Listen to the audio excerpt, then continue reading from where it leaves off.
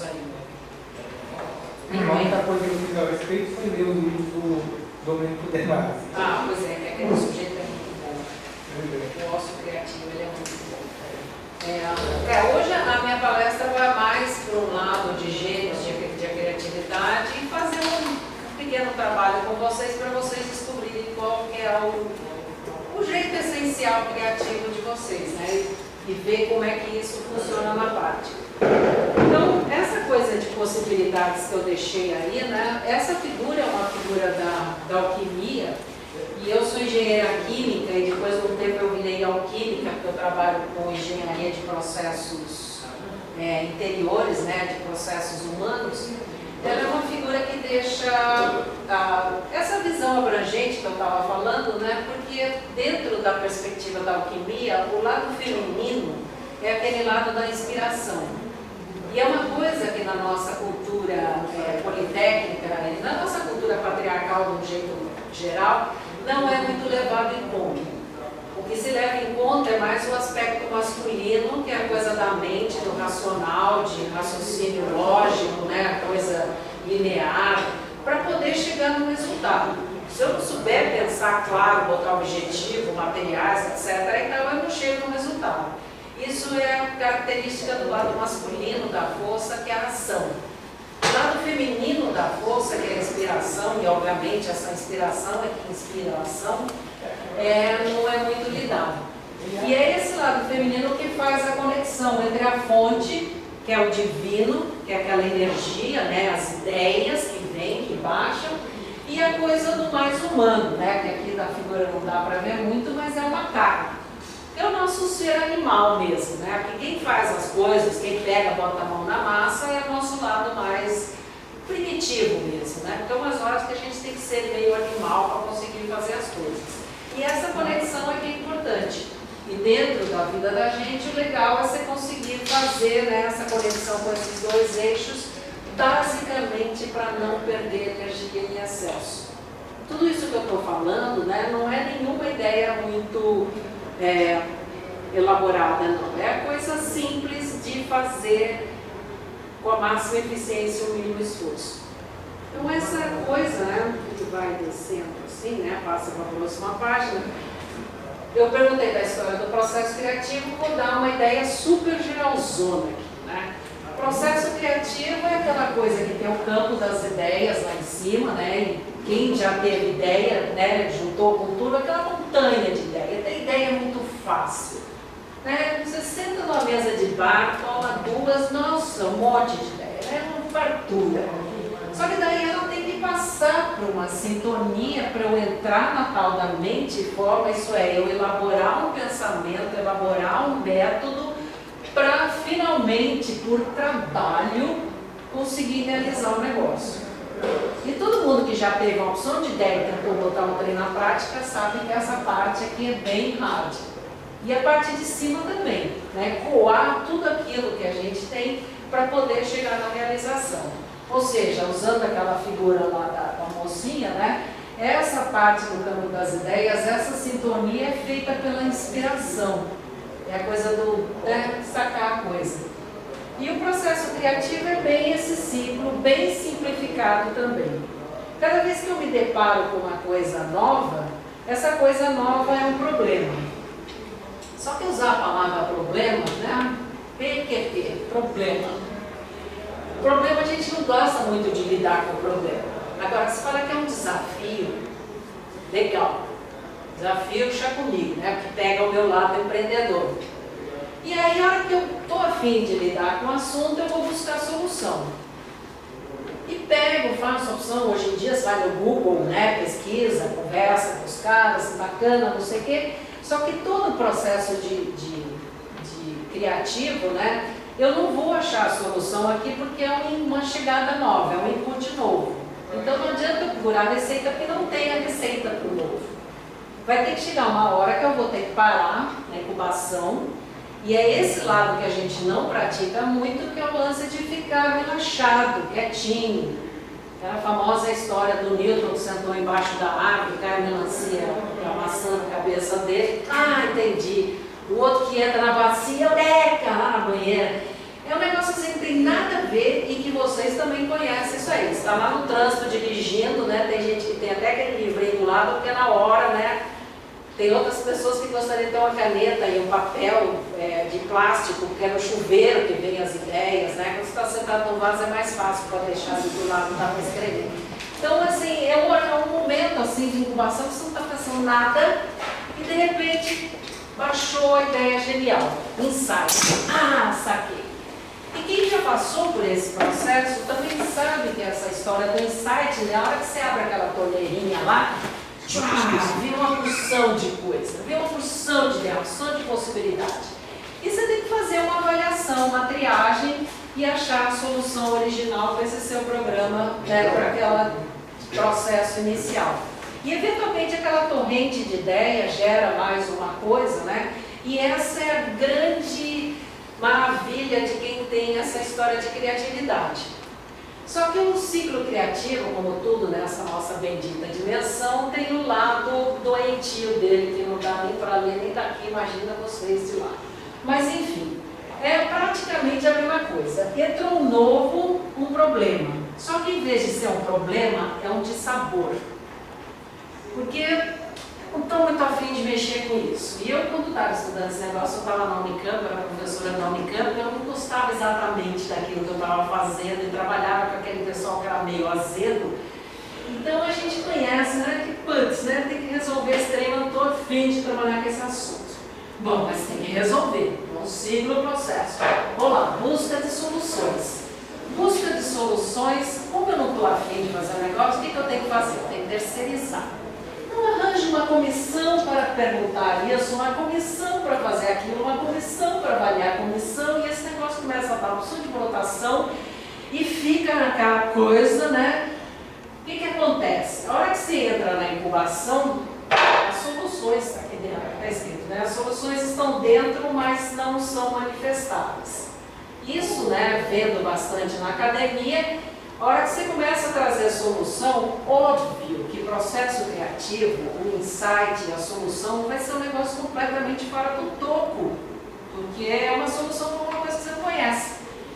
Enquanto você tem muito policiamento, tem muita comissão da comissão, ah não, isso é loucura. Não, imagina, que ideia, não sei o quê. Acaba ficando quieto, acaba virando doença. Aquilo explode em irritação, frustração, rigidez, porque a solução existe, mas como eu não deixo ela sair por policiamento, por qualquer coisa, a hora que explode não é aquela explosão de maravilha da opção de ideia, mas, né, como já azedou, vira doença. E o que acontece é que ela reafirma o sistema obsoleto. Isso vai criando desespero e o resultado desse ciclo doentio é a insanidade. Eu já usei várias vezes essa expressão, talvez vocês conheçam, né? Mas eu gosto muito de uma definição de insanidade, que é insanidade é fazer sempre as mesmas coisas e esperar que o resultado seja diferente. Então é essa história, né, o ciclo doentio, isso serve para qualquer coisa. Esse é um processão geral, né, de criatividade, como é que você pode usar para fazer um negócio completamente novo, empreendedor, ou, né, manter o sistema obsoleto. E obviamente como isso gera insanidade, gera doença, você vai realimentando esse ciclo doentio também, ele fica rodando da mesma forma que o ciclo saudável. E aí, né, para a gente poder trabalhar nesse ciclo saudável, o ideal é a gente conhecer o que eu estava falando do nosso jeito criativo. Porque os jeitos criativos, a maneira de cada um deixar sair essa solução nova também é diferente, o processo também é diferente. Então, se a gente está lá naquele ciclo doentio, né, mesmo que eu tenha uma solução, se o outro ser criativo não está vendo do mesmo jeito que eu, também começa a abafar. E eu gosto muito, né, desse livro, dessa mulher, a Annie Wellman, que ela fez, né, uma coisa bem simplesinha, né, sobre esses 5 tipos criativos básicos. Então eu vou dar uma passada também geral aqui e a gente vai fazer um teste para ver, né, vocês vão responder um teste bem daqueles de xizinho assim, fazer somatória no final para ver qual que é o tipo criativo básico de vocês. Então ela fala desse visionário, e o visionário na nossa cultura é bastante comum, que é essa capacidade de criar imagens. E é uma coisa, né, daquelas pessoas que às vezes até fecham os olhos para ver como é que o trem funciona, não sei o que, barará, e cria imagens. Um exemplo icônico é o Tesla, né, desse tipo criativo, visionário, que ele criava as máquinas na tela mental dele, na imaginação, visualizava tudo aquilo, botava a máquina para funcionar na imaginação dele, via onde é que estava fazendo, onde é que estava com defeito, arrumava, o cara era um supra-sumo do assunto, mas é a coisa do visionário. Né, fazer as imagens na mente, ver como é que aquilo combina, como é que aquilo funciona. Então, muita gente, né, basicamente designers, artistas, são bem visionários. E esse é um visionário diferente, né, mas também é semelhante de empreendedor visionário. Porque ele tem a visão daquilo que ele quer fazer, ele consegue imaginar aquela ideia dele tendo sucesso e arranja o caminho para chegar até lá. Um que é bem diferente é o observador. O observador é aquele cara que vai olhando os detalhes do mundo, vai sacando como é que as coisas funcionam por observação mesmo. Né? E o gênio observador é aquele que vai para a natureza e muitas vezes vê como é que a natureza resolve os próprios desafios dela. Tem um filme muito bonito, que eu não lembro o nome agora, mas é um desafio de um jovem ou qualquer coisa assim, que é uma história de um sujeito na África do Sul que tinha que resolver uma coisa e era muito difícil também, aquela coisa, né? Puxa, e ele vai sentar do lado de uma cachoeira. E quando a gente entra naquele processo de incubação, você tem que ir para algum lugar que, né, longe do seu ambiente normal, senão não vai achar. E ele acaba se dando conta, né, que a cachoeira flui. É simples. Né? Você deixa a água correndo, ela flui. E que, como aquele problema que ele tinha que resolver era muito complicado, ele tinha que deixar aquela situação fluir. E essa é uma decisão muitas vezes difícil de tomar, porque às vezes, né, principalmente a gente que tem uma pressão muito grande de tomar decisão, vamos fazer, que é o lado masculino, às vezes você tem que deixar fluir e esperar o negócio chegar no resultado. Então essa coisa, né, ele captou um detalhe e conseguiu uma solução para a história dele. O alquimista é o cara misturador. O alquimista é aquele que pega alhos com bugalhos, faz uma bela de uma salada russa, junta o u e as alças e, nossa, e no final dá certo. Mistura o impensável, né? E ele é um cara que gosta de roubo de ideias. Então ele estava comentando no início da palestra, coisa de ter repertório. Se eu tiver repertório, principalmente se eu sou do tipo alquimista, eu cato, né, esses pedaços de coisas de tudo quanto é lado, misturo e por acaso dá certo. Então é um tipo de fazer. O observador, por exemplo, não vai se bater muito com o alquimista, porque o observador tem uma sequência, né, ele tem uma lógica, né, tem um fio. O alquimista não, ele mistura coisas impensáveis. O tolo, que apesar do nome é a face de criatividade mais completa, é o cara que celebra a fraqueza. Ele vai na ignorância mesmo. E o tarô, né, para quem conhece o tarô, né, se vocês tiverem a fim, a gente pode fazer uma palestra sobre oráculos como amplificadores de sabedoria interior, mas o tarô começa como tolo. E é a caminhada do aprendizado, a hora que a gente se dá conta, né? A minha caminhada de aprendizado, principalmente para fazer aquilo que eu estou muito interessada, é porque eu não sei. Ponto. E como eu não sei, eu vou enfiar o pé na jaca de sair, não tem jeito. E essa caminhada do tolo é assim, ele vai indo, né? Ele vai, faz, inverte os negócios, mistura, vai no absurdo, tem uma perseverança porque ele está a fim de ir, ele curte o caminho. E ele curte o caminho sacando que é porque ele é tolo, que é porque ele é incompetente com aquele negócio. Então, já que eu sou incompetente, é uma frase que o Sultan já usou várias vezes, eu não sabia que não podia fazer, eu fui lá e fiz. Vai. sábio, né, que é uma face da genialidade que é bastante complexa, né, ele faz pela simplificação. É aquelas coisas, né, que, nossa, para que fazer tão complicado, né? Por que você não faz plano? Só isso. Eles sabem pegar a essência. Isso, de novo, tem um pouco da utilização da história do repertório, que é, eu sei fazer a destilação do processo. Eu sei chegar naquela gotinha que dá o resultado e uso aquela essência, aquele número de Reynolds e atravesso. Então, são essas 5 facetas, né? Alguém quer perguntar alguma coisa? Professora, então, essa divisão dessas 5 facetas, elas implicam que você só pode ser um? Não, claro que não. Isso aí é divisão didática, claro. Eu trouxe um teste aqui para vocês fazerem, né? Bem, todo mundo tem caneta aí para responder? Que a gente pode buscar em cima. Vai emprestando. Não, mas é só buscar lá em cima. Você vai rodando isso aqui, vai passando, pega uma página para cada um aqui que eu vou buscar lá em cima mais caneta. Quantas precisa? O movimento disso aí é coisa de capacidade de tomar decisão. Então, antes da gente andar para frente nessa história de capacidade de decisão, já que a gente está num grupinho pequeno aqui, vamos fazer uma pequena partilha de tipos semelhantes. Vamos ver se dá. Quantos visionários tem? Vários visionários. Então tá. Quantos observadores?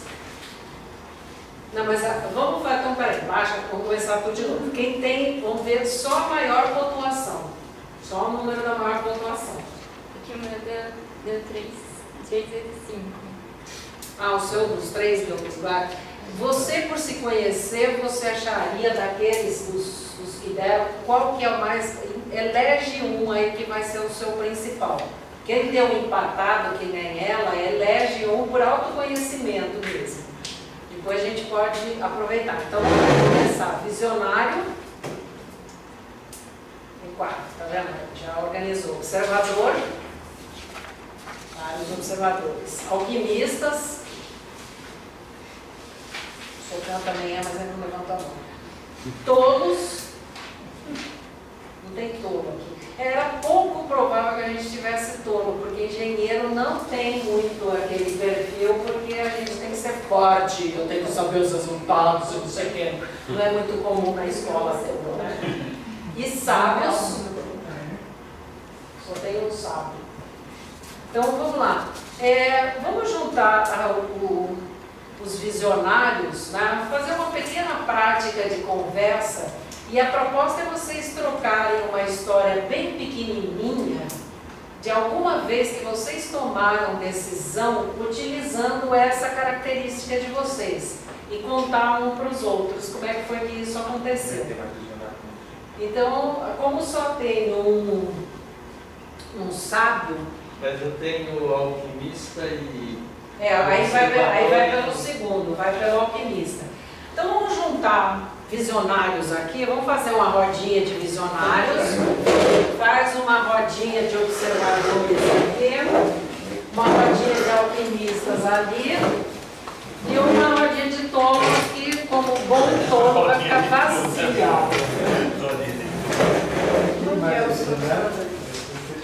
Observadores, era aqui, né? Vocês conversaram assim nas turmas, né? Posso te ligar amanhã de manhã?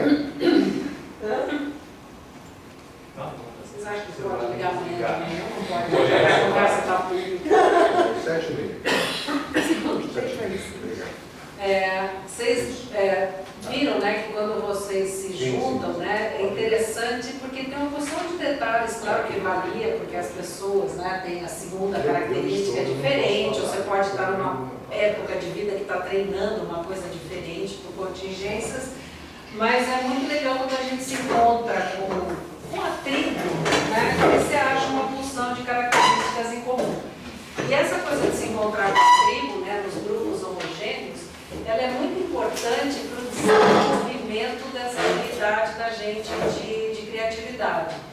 porque eu tenho, né, essa habilidade, vamos dizer, em estado bruto, né, e a partir da vida, de tomada de decisão, até fazendo curso, participando de atividades mais organizadas, eu desenvolvo essa minha habilidade. Para daí um tempo, né, eu começar a interagir com grupos heterogêneos, que vai ser a nossa etapa seguinte, né, depois que eu falar das decisões, para poder criar uma decisão realmente inovadora.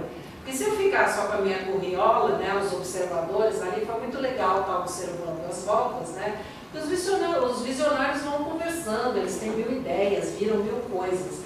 Os observadores ali estavam quietinhos, tem uma mocinha que é mais expansiva, começou a falar e todo mundo quietinho, porque o observador é coruja. Falar não fala, mas presta uma atenção. E se tem alguém falando que a atenção vai para outro lugar, é melhor ainda, porque aí eu estou na minha perfeita, eu posso ficar sacando tudo que está acontecendo. Então, é um negócio muito típico também a gente observar. E os alquimistas tinham uma porção de histórias deles aqui, né? E a gente não tem os tolos, mas se tivesse um grupo de tolos aqui, vocês podem prestar atenção que eram os que estavam rindo o mais que tivessem. Porque eles iam ter aquelas histórias, aquelas trapalhadas completamente doidas, e né, tropeça, cai, tropica e cai de cara no que eles queriam. E eles se divertem muito, é muito engraçado quando a gente vê o grupo de tolos conversando.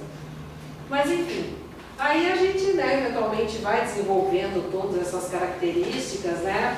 Chega uma época, depois que a gente já está bem confortável, que já desenvolveu tudo, a gente vai lidar com aquela que a gente tem menos facilidade, né? Que é a que traz mais desafio, até porque isso encanta a vida, né? A gente faz os negócios tudo muito fácil, acaba, né? Fácil, mas enche o saco. Eu pelo menos me entendi profundamente alquimista que sou. Mas enfim, aí, né? Para que a gente vai fazer tudo isso, né? Eu estou trazendo aqui em especial, né, porque a nossa escola fala muito da liderança, né? Nós somos uma escola de líderes, estamos querendo agora ser uma escola de empreendedores, e eu gosto muito dessa definição do Peter Senge, porque ele fala, né, dessa coisa da vida inteira de esforço, desenvolver técnicas de comunicação, refletir sobre valores pessoais, alinhar o comportamento pessoal com esses valores, que é a autoeducação, um negócio importantíssimo, aprender a ouvir e apreciar as outras pessoas e suas ideias. E aí é que entra a coisa dos grupos heterogêneos, né? Porque eu chegar no nível de conseguir apreciar outras pessoas e suas ideias é uma dos nossos objetivos aqui, né? A diversidade de tradições. Porque essas diversas tradições trazem informações diversas, elas trazem várias facetas da grande obra da criação, e eu fico muito melhor em termos de vida quando eu consigo olhar por intermédio dos olhos dos outros. Porque se eu sou um alquimista, eu gosto daquela confusão, não sei o quê, de vez em quando eu preciso ficar quietinha e deixar o sábio me dizer, porque no meio da minha confusão, né, tem todo aquele monte de coisa que eu juntei na minha salada, aquele é muito legal, divertido, não sei o quê, mas não acha solução. Tem que vir alguém e falar, peraí, dá uma limpada, né, pega aquela solução. Então, a hora que eu vou aprendendo, né, reconhecer essas coisas, né, começa saindo do meu talento essencial. Vocês já viram aí, né, por esse teste simplesinho, qual que é a criatividade, né, o jeito criativo essencial de vocês. Quem aqui conhece qual é o seu talento essencial? Ou seja, aquela coisa para a qual você é bom mesmo. Não é qualidade, não é bom comportamento, não é nada. É alguma coisa que você faz bem. É talento para fazer. Você veio no mundo. Quem daqui sabe qual é o seu talento essencial? Eu tenho uma certa desconfiança. Você não sabe. Você não sabe. E esse é o negócio mais comum em todos esses anos que eu dou essa palestra de criatividade, quando pergunta, se eu perguntar para vocês qual é o maior defeito que vocês têm, eu não vou nem pedir para levantar a mão, mas eu tenho certeza que vocês sabem. Uma porção de gente já jogou isso na cara de vocês. Desafortunadamente, mãe danada para fazer isso. Deve ser casar, né? Deve ser casar, depois a esposa quer de 10 a 30. Então, a nossa cultura é muito Não, viu? A feita. minha minha esposa não me conhece até hoje. 27 anos casado. Mas ela tá tentando achar seus defeitos. Porra! Ela Tem sabe. anos. Putz, só sabe os defeitos.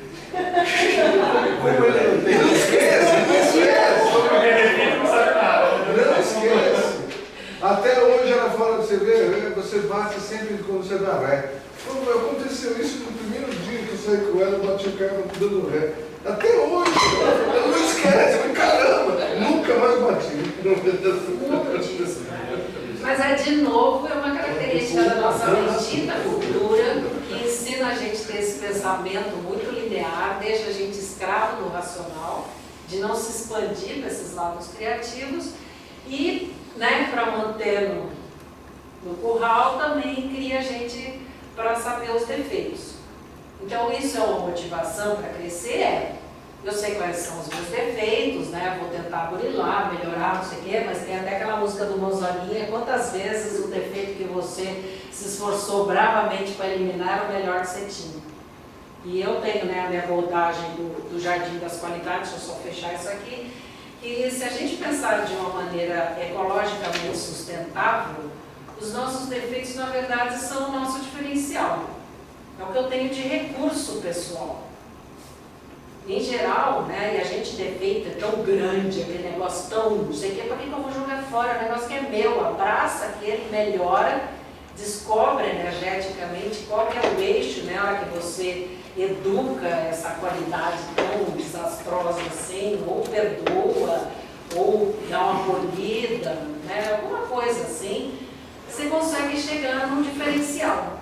Isso é o que se chama diferencial. É um defeito. Qualidade, né, de ser pessoas bacanas, educadas, civilizadas, né, que dirigem bem, etc. e tal, isso é commodity. Todo mundo tem que fazer isso aí.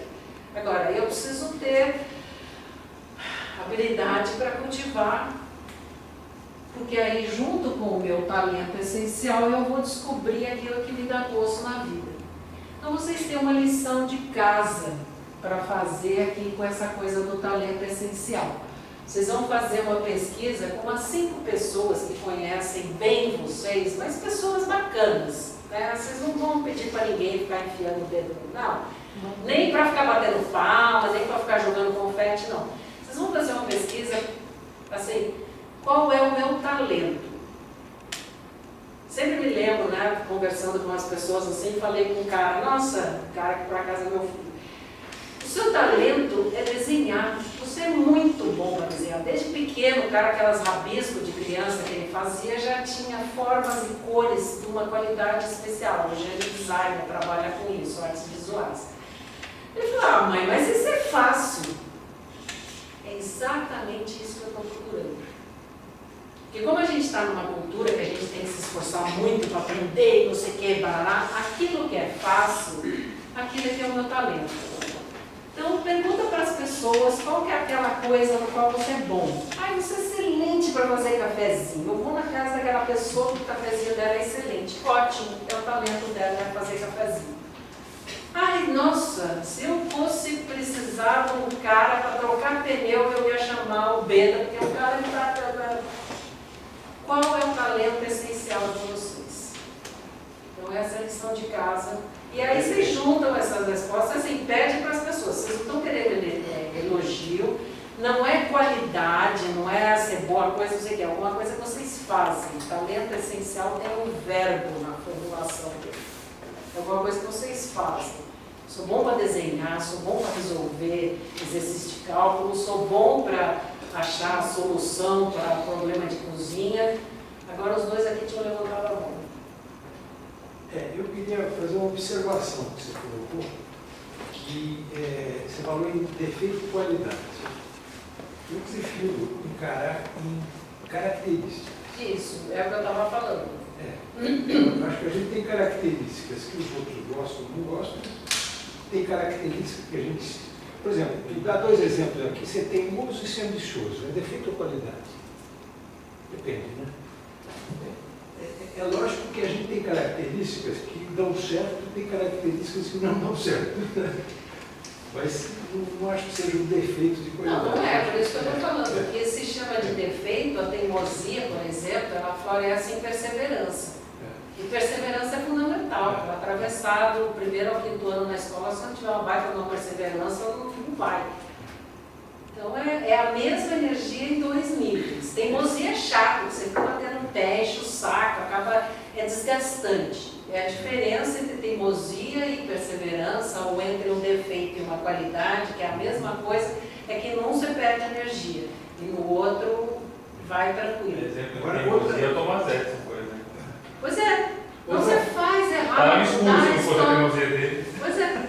Agora, outra coisa que eu achei muito interessante que você colocou, é que a gente dentro desse questionário, depois fazendo avaliação, a gente fica com uma consciência muito grande das nossas características. Né? Também. E isso entra junto lá com o talento essencial, porque a hora que eu junto essas minhas habilidades, que eu descubro qual que é o meu talento essencial, ou seja, qual que é o meu caminho de mínimo esforço, né, de menor resistência, aí eu começo a ver aqui na coisa de liderança. E aí eu vou falar só rapidamente sobre isso aqui, porque a gente vai fazer uma outra conversa e aí vocês vão lembrar de misturar. Esse grupo aqui, né, que tem 4 pessoas, então nós vamos fazer 4 grupos mistos. Né, porque eles vão abrir aqui, entra aqui, né, vou acabar ficando 3, né, para a gente conversar. O que sumiu daí? É que o sábio não estava e o tolo não tem, verdade. Então, são Tem tolo aqui, sim. não, tem um outro tolo lá. Não tinha tolo. Não, todo mundo mas não estou falando dela primeiro. Então, essa coisa aqui de trabalhar com esses 3 modos, desses 3 níveis de liderar, também é uma forma da gente usar o nosso talento e a nossa criatividade da melhor maneira. O líder ativo, em geral, é aquele que a nossa cultura chama de líder. A nossa cultura não reconhece esses 2 tipos de liderança aqui embaixo. O líder ativo é aquele que toma a decisão.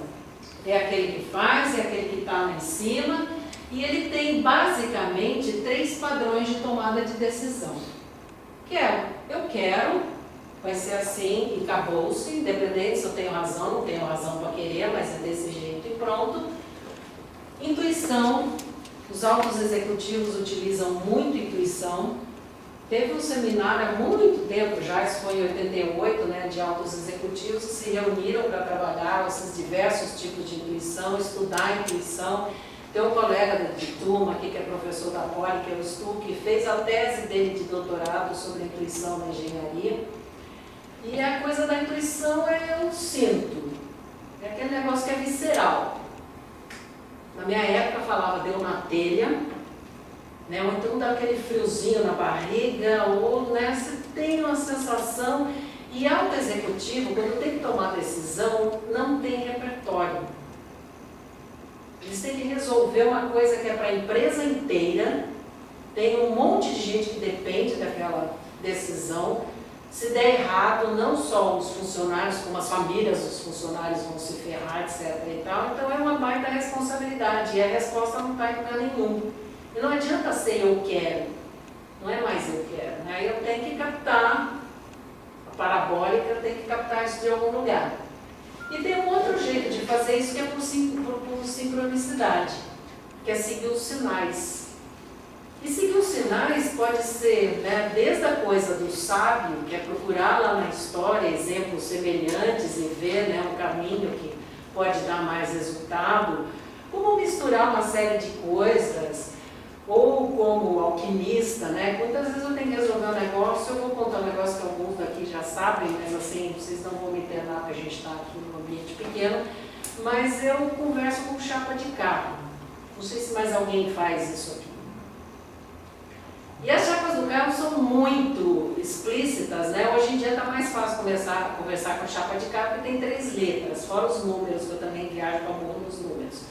E assim, é muito claro que quando você se abre para esse padrão da sincronicidade, parece que o universo começa a conversar com a gente. Conversar com sonhos também. Quem que lembra de sonhos aqui? Vocês costumam trabalhar com sonhos ou vocês simplesmente lembram? Eu fiz um caderno lá na minha casa. Sim, mas você eu anoto. Você só anota. Aí depois eu vou, de vez em quando eu vou ler sonhos, porque a gente esquece os sonhos depois. E os sonhos muito antigos você esquece mesmo. Aí eu começo a ler de novo os sonhos, aí começa a me dar uns insights, assim, quando eu começo a ler os sonhos bem antigos. Isso aí é tomada de decisão por sincronicidade, porque eu sonhei um negócio que me parece com uma O coisa. segundo e o terceiro não tem bem algo a ver, não?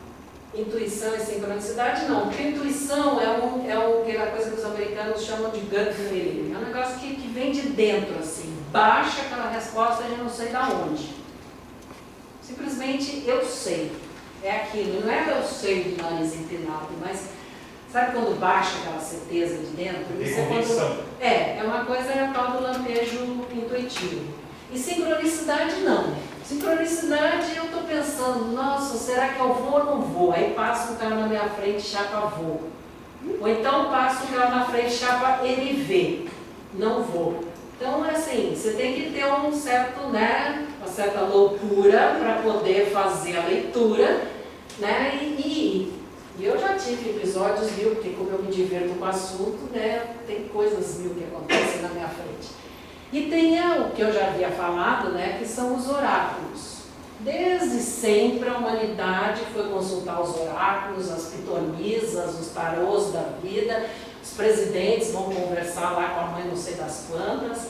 Outro dia já estavam me falando que o Papa já foi conversar com uma mágica, né, lá uma senhora maga lá na Itália também, para ele seguir os caminhos dele. Então a gente, né, e aqui no Brasil, então, você acende uma vela na igreja, vai lá no candomblé, reza na evangélica, vai no budismo, medita aqui, medita acolá.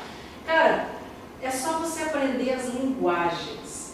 Para mim, que eu sou alquimista, né, a minha intuição é meio falha, assim, né, que eu falo muito também, sincronicidade é muito fácil. Trabalhar com baralho é muito fácil. E eu desenvolvi essa habilidade, criei um monte de baralhos para tomadas de decisão, trabalho na coisa de facilitar pessoas, né, utilizando baralhos, porque é essa coisa aqui. Mas enfim, depois tem essas duas camadas que são camadas mais sutis. Quando eu sei ou quando eu tenho que tomar decisão, eu estou aqui nessa posição. Mas tem a coisa do líder receptivo, que é dar um distanciamento. Isso dá uma tranquilidade muito grande, porque quando eu não sei, eu preciso de um tempo para captar a resposta. Então eu dou uma certa distância, fico lá tranquila, né, captando, quem sabe, né, com a minha intuição, etc. Presto atenção nos sentimentos, presto atenção no corpo. O corpo da gente fala muito, não sei se vocês já ouviram essa frase, mas se você prestar atenção no corpo, né, você fica assim, eu tenho que ir para aquela aula, será que eu vou ou não vou? Está na cara que eu não quero ir. Né? Então, se eu posso tomar a decisão, eu caio fora. Nossa, não devia naquele negócio, né? Não devia, esse trem vai me fazer mal, já estou indo. Vai de uma vez em vez de ficar sofrendo, né? Porque a gente quando fica parado, é pior. Vai, né? Se for para se ferrar, se ferra. A gente se ferra muitas vezes sem querer, então começa a prestar atenção nessas coisas. Mas aí eu preciso estar um pouco mais prestando atenção, não posso estar na coisa da ação. E por fim tem essa história do líder apoiativo, que é bem pouco utilizada no nosso mundo, mas se vocês pensarem nas três forças de eletricidade, né, eu para ter uma corrente elétrica eu preciso ter as três forças, eu preciso ter o positivo, o negativo e o neutro. Então em liderança, se eu trabalho, eu pessoalmente, né, desenvolvo esses três níveis, ou se na minha equipe eu tenho alguém que faz esses papéis, isso pode ser trocado conforme quem sabe fazer as coisas. Esse papel do líder apoiativo ele é bastante importante, porque basicamente ele é aquela pessoa assim que eu sei que esse trem vai dar certo e fica nessa posição de confiança.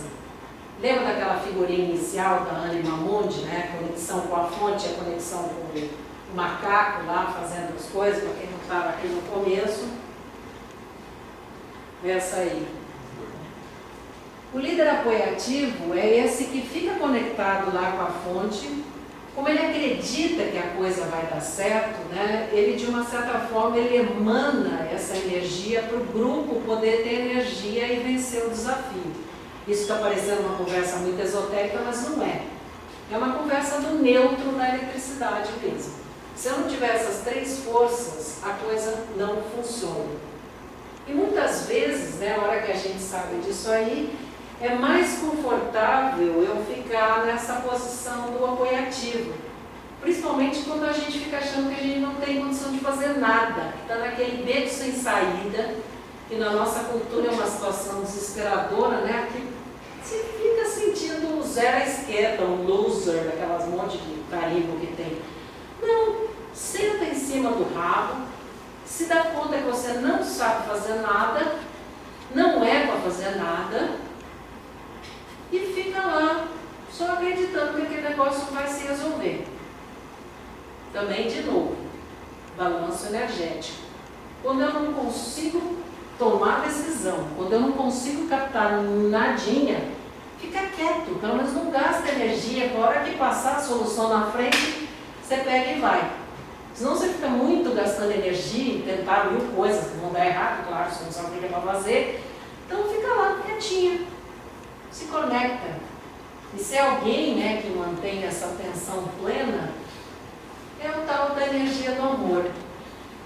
Pouco falada na nossa cultura, mas é ela, com a energia do neutro, é ela que dá o ambiente. Então você deixa aquele negócio lá feitinho. E eu gosto muito dessa frase. Para a gente ter uma ideia um pouco mais clara disso, mais exemplificada, me parece, por exemplo, pegando um PSDB, hidrativo é o cérebro, receptivo é o Aécio. Não sei se você concorda sim ou não. Eu não sei. Apoiativo, quem você acha que seria? Ninguém faz esse papel de apoiativo. Assim, vocês conhecem, fora instituições religiosas que tem, as freiras que ficam lá rezando, aqueles caras que vão lá pro alto do Himalaia e ficam lá meditando o tempo todo, né, e pelo bem da humanidade. No nosso mundo cotidiano geral, vocês conhecem alguém que objetivamente trabalha nessa posição aqui? Ulisses Guimarães? Agora sim. Pois é, agora sim, faz um tempo que eu estava lá já. Na nossa cultura, a única figura que às vezes faz esse tipo de papel é a mãe. Que fica, já deu 2 horas, já até passou, olha, ele me deu a honra de 17 minutos aí do tempo dele, essa, muito obrigada, tchau. Que é a coisa que fica torcendo. Em geral, mãe é a única figura na nossa cultura que fica lá rezando e torcendo para dar certo. O pai também. Pai, É que o pai faz um pouco isso, o pai às vezes tem um lado mais de cobrança, né? No geral, isso eu estou falando generalizado, né? Varia de família para família. Mas enfim, esse aqui, né, é um jeito, né, da gente trabalhar essa história da liderança.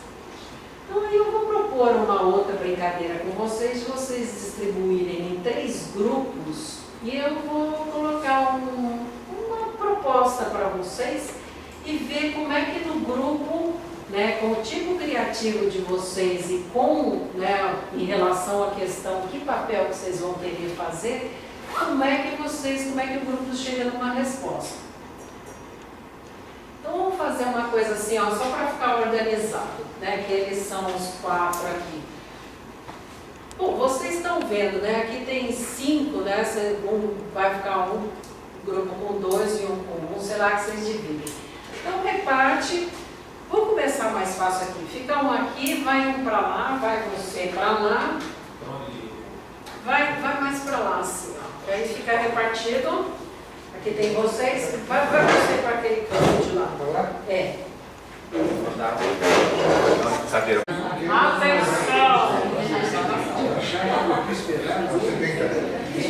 Atenção! Pode deixar que a gente complementa se faltar. Como a gente está nos 10 minutinhos finais, só queria fechar a coisa, né, que eu espero, não sei se vocês aproveitaram, talvez os observadores sim, para prestar atenção como é que foi essa dinâmica de conversa, porque tem umas parcerias que são poderosas, né, que são os tipos criativos que se dão bem com todos. É fácil, né, para o visionário trabalhar com todas as faces. É fácil observadores e visionários, alquimistas e observadores, sábios e tolos. Tem vários alquimistas que têm o observador como a segunda contagem, né? É um negócio que mesmo internamente trabalha muito bem. E tem umas parcerias que tem um monte de conflito. Mas, de novo, né, aqui que está o grande potencial, se você souber apreciar e resolver. O alquimista briga com todo mundo. O alquimista briga com todo mundo, porque ele é um bagunceiro, ele mistura, não dá. O visionário tem que enxergar o treco, o outro quer lá prestar atenção, o outro está lá pegando a essência, o touro vai embora também. Então, assim, é complicado. Mas quando a gente tem um desafio complexo, a gente precisa saber lidar com essas coisas aqui para conseguir achar uma solução que presta. Por isso que a gente começa lá, parcerias poderosas, e depois vem resolvendo aqui. O touro também não dá com ninguém, né? Porque também vai indo, vai ficando o pé na jaca, feliz da vida. Então, né, a ideia toda, né, nesse trabalho que vocês fizeram, e aí o Socan deu a ideia, né, eu acho uma boa ideia, se vocês conseguirem falar de uma forma concisa, para a gente compartilhar o que saiu de cada grupo em termos de ideia para esse livro da EP. Para a gente fazer essa conexão, e eu convido vocês a exercitar essa coisa de líder apoiativo, né? E quem sabe o lado visionário de vocês, de, né, mesmo que não tenha uma imagem clara, ver esse livro pronto, saindo, sendo publicado no segundo semestre. Bacana, muito melhor do que tudo isso que a gente conseguiu articular hoje aqui. Então, esse é o convite para o líder apoiativo de vocês. Vai ser um livro muito lindo e vocês estão convidadíssimos para o lançamento.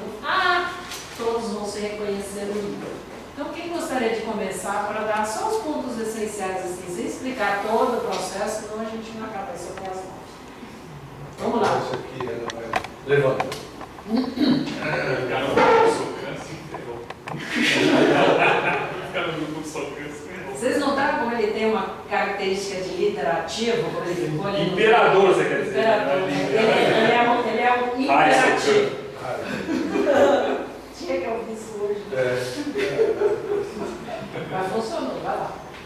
Como a gente tem só 2 meses, assim, contando o período da ilustração, tudo, aí a gente fez uma coisa bem resumida. Aí seria um livro com mais fotos, pouco texto,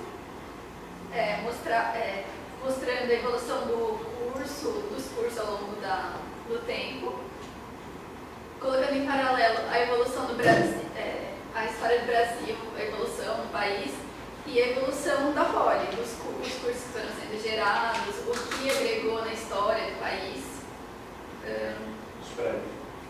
a história dos prédios, desde o primeiro, que era fora daqui, quando veio para cá, qual foi o primeiro prédio, depois as ramificações, as pessoas que ajudaram no crescimento da Poli, os politécnicos ilustres, aí foto deles e alguns projetos famosos. Acho que isso. Certo. E a ideia também surgiu aqui de... tinha que ser factível, né? Então, a gente tem 2 meses para fazer essa pesquisa. E uma das sugestões também, alguém falou isso também, era colocar esse projeto na mídia aí, que as pessoas mandassem ideia, mandassem fotos. Aí depois você escolhe nessa linha editorial. Era um livro que estava com paisagem, grande, né, com 200 folhas, um bairro grande, e que tivesse digital também para que as pessoas pudessem ser acessadas em tablet, né? O livro físico, que vai ser dado para os ex-alunos. Público-alvo, nós discutimos aqui, primeiro os ex-alunos, né, que orgulhassem disso, e os alunos que tivessem como referência para orgulhar os 120 anos. Esse fazer uma super edição, né? Não, como tem a digital hoje em dia, não tem problema. Não tem problema, é verdade. Tem 1 trilhão de cópias. E tentar fazer o que a Poli fez de bem para a sociedade. Atrás disso está a contribuição que a Poli fez para a sociedade. E não concorrer com... Tem muita gente fazendo plano de livro, a própria escola está fazendo sobre a história da Poli, 120 anos. Ele já fez os 100 anos, né? Então, está fazendo. Então, a gente quer fazer um pouco mais voltado para os ex-alunos, para as pessoas, não da Poli, mas dos ex-alunos. É isso. Quer ir de lá? praticamente a gente assina embaixo. Porque tudo aquilo que eles falaram, e mais alguns pequenos pontos que são mais um detalhamento daquilo que eles disseram. Né? Assim, ó, foto disso, foto daquilo, foto daquilo outro, foto daquilo outro. Quer dizer, vai ter uma relação bastante grande, mas que vai abranger praticamente todos aqueles pontos que eles citaram na maioria deles. Só fazendo aqui um resumo do que eu anotei aqui, fatos científicos, históricos importantes em que os politécnicos participaram ao longo desses anos todos. Quer dizer, sei lá, se tivesse lá uma guerra, uma revolução, um evento. Fazer um paralelo entre eventos históricos e a vida da Paulina nesse meio tempo. A história da Atlética, do Grêmio, dos Centrinos, empreendedorismo e realizações culturais e sociais de politécnicos. Aqui, inclusive, trouxe assim, por exemplo, parece que foi o Politécnico que fez a Droga Raia, o Romero, que recentemente fez o Buscapé, o Setúbal, que fez um banco, quer dizer, que fizeram coisas diferentes, não de engenharia, não vai cair o engenheiro não fez uma coisa de engenharia, o engenheiro fez outras coisas. Né? O lado esportivo, político, empreendedor, cultural e científico da Poli. E aqui que ela lembrou no final, aqui que é fundamental, uma mensagem, o que esperar dos próximos 100 anos. Né? Isso é legal. Faz ser visionário. Ela é mais observadora, né? Ela é mais estilada lá. Quando virou para a sustentabilidade, que na nossa época não tinha. Não tinha. Então, hoje em dia o engenheiro tem um papel social de sustentabilidade que não tinha.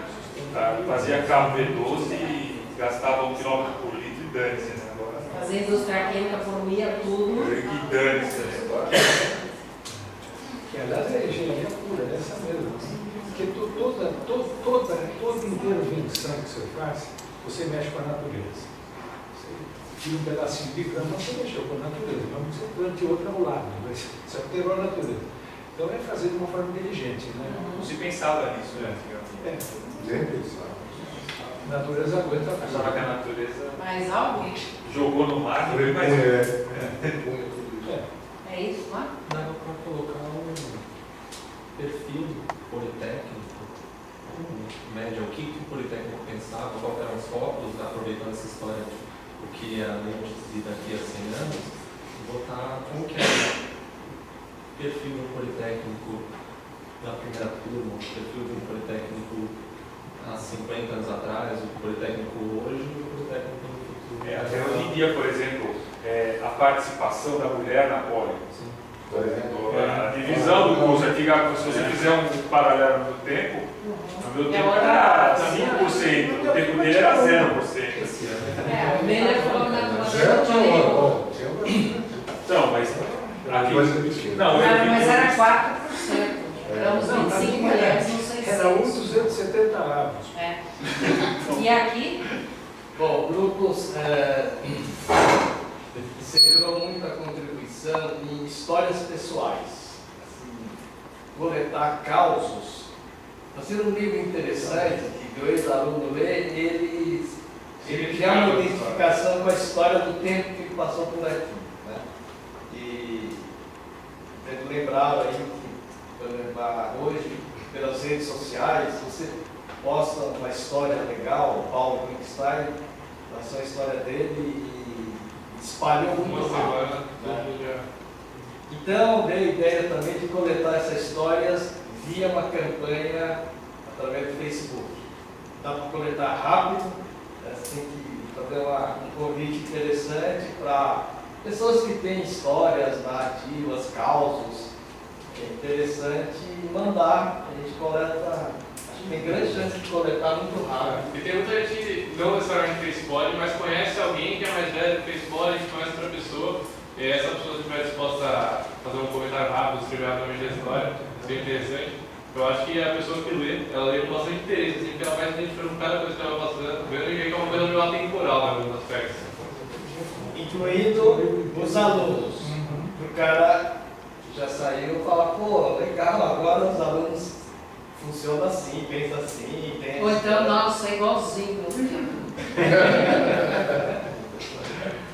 Quer dizer, pode ser uma das sessões do livro, né? E também sugeriram incluir muitas fotos, Mas normalmente tem lugares que estão associados à história, né? lugares típicos, assim, que despertam lembranças pessoais. Algumas nem existem mais na nossa época, que é o Barco do Belo. Barco Belo, realmente, nossa, o Barco Belo. Quantas vezes Mas o meio das batidas, das batidas. Não, uma ideia seria também colocar várias coisas na internet e colocar uma relação para ver qual seria mais encontrado.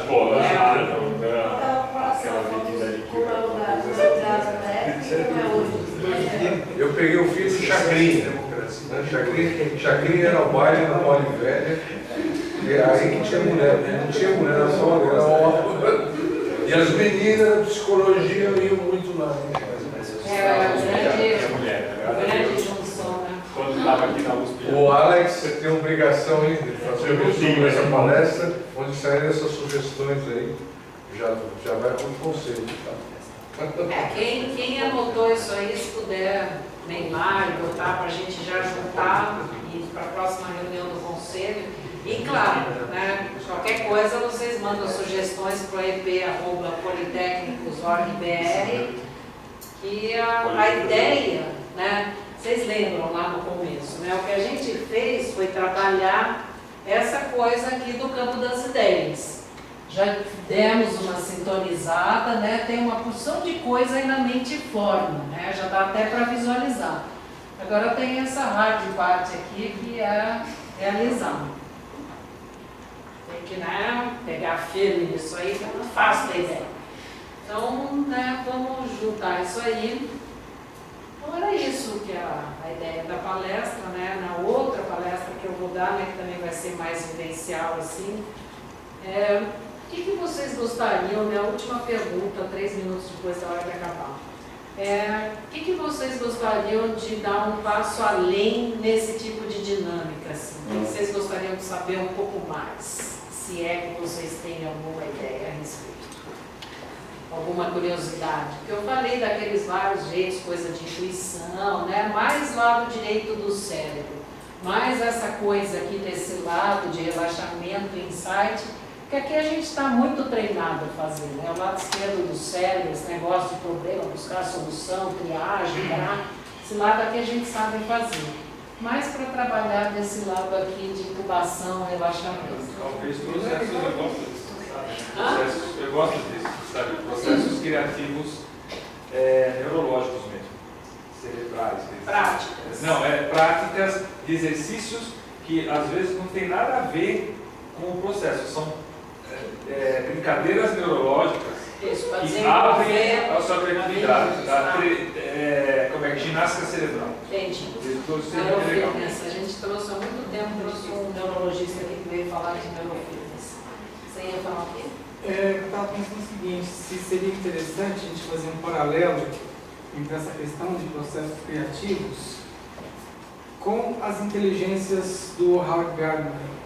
Também, aqueles tipos de inteligência. Porque, para quebrar aquele mito, que não sei se ainda existe aquele mito, de que existem 2 tipos de inteligência, o cara que é racional e o cara que é criativo. Não é? E mesmo a classificação dele, são 7 ou 9, nem sei. Não sei se é um 7, mas muito mais que 2. E de repente ver como é que isso se relaciona com a questão da criatividade. Eu acho que isso aí também dá. Eu gostei de material disso. Já que a gente está nessa onda de empreendedorismo, assim, eu estava lendo sobre campeonatos de inovação, que tem bastante já nos Estados Unidos, só que no Brasil eu nunca ouvi falar, então acho que, sei lá, eu podia começar. Como é que é isso? Por exemplo, um dos campeonatos que eu vi sobre era que eles eram 20 elásticos de dinheiro assim mesmo, e você tinha que agregar valor nesse elástico em acho que 24 horas ou alguns dias. E as pessoas usavam criatividade e faziam umas coisas muito diferentes.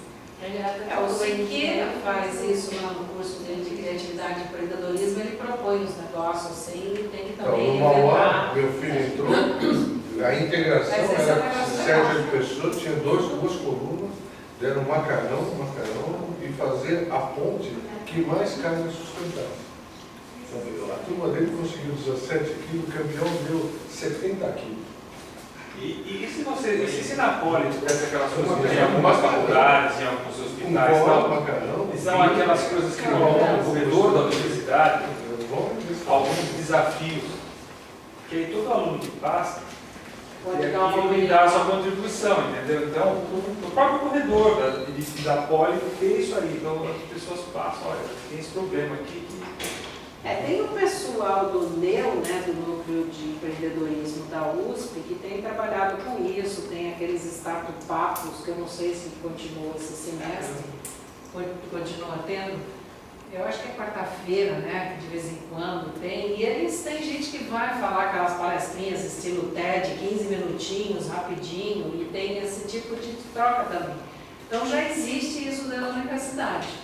Eventualmente eu posso até trazer esse pessoal do NEU para, sei lá, a gente começar a mexer esse nosso carro. Legal. Essa é muito boa ideia.